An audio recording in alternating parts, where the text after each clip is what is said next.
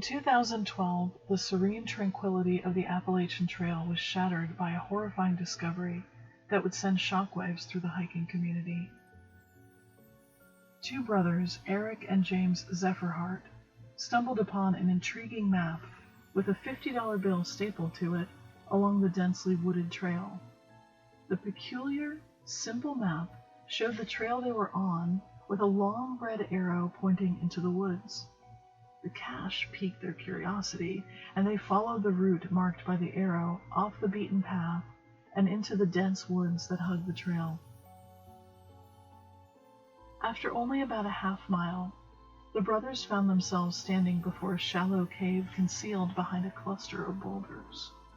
But any excitement they may have felt gave way to horror as a putrid stench assaulted them, accompanied by the incessant drone of flies. They looked at each other and listened, but the woods were silent except for the buzzing of the flies.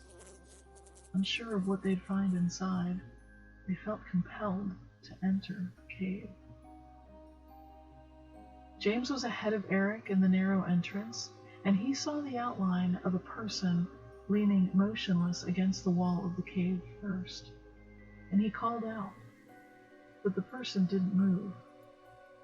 As his eyes adjusted, he realized it was a mannequin and not an actual person. Stepping further into the cave, he leaned closer, wondering why the flies were twisting and swirling around the mannequin's neck and armpits and groin. Leaning further still, the reality of what he was seeing was far more gruesome. The torso was discolored and wrinkled in contrast to the smooth, pale synthetic skin of the rigid limbs and head.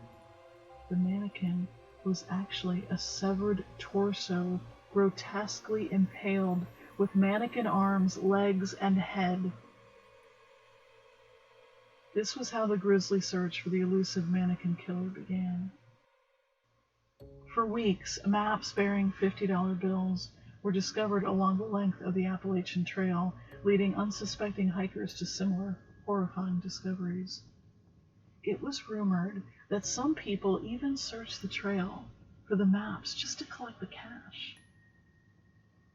By the sixth new mannequin discovery, terror and speculation surrounding the identity of the human predator grew. But as abruptly as a string of murders had begun, they stopped without warning, leaving law enforcement authorities baffled and the hiking community on edge. Speculation ran rampant as to the fate of the mannequin killer. Had they been arrested for some other crime? Had they passed on? Or worse still, maybe they'd changed their methods or moved on to another hunting ground. Years passed, and the nightmare seemed to fade into history. But in 2018, a chillingly similar discovery reopened the old wounds. Canadian police responded to reports of yet another gruesome scene near Arnica Lake that bore a striking similarity to the infamous mannequin killer. But this mannequin's torso was found with the head intact, and inside their mouth was a map with the red arrow and the cache still stapled to it. Authorities believe the victim was immobilized on the trail as he discovered the map and cache, and was dragged into the woods where he was processed and later discovered by hikers.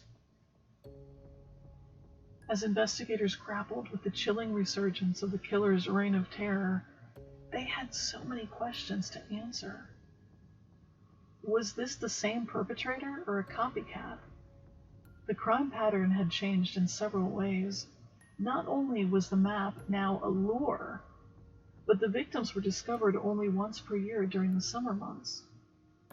There has been one mannequin discovered each year since 2018, with the most recent one found in August of 2023. With summer coming, will the mannequin killer or killers strike again? Remember, watch your back on the trail, and don't hike alone if you can help it.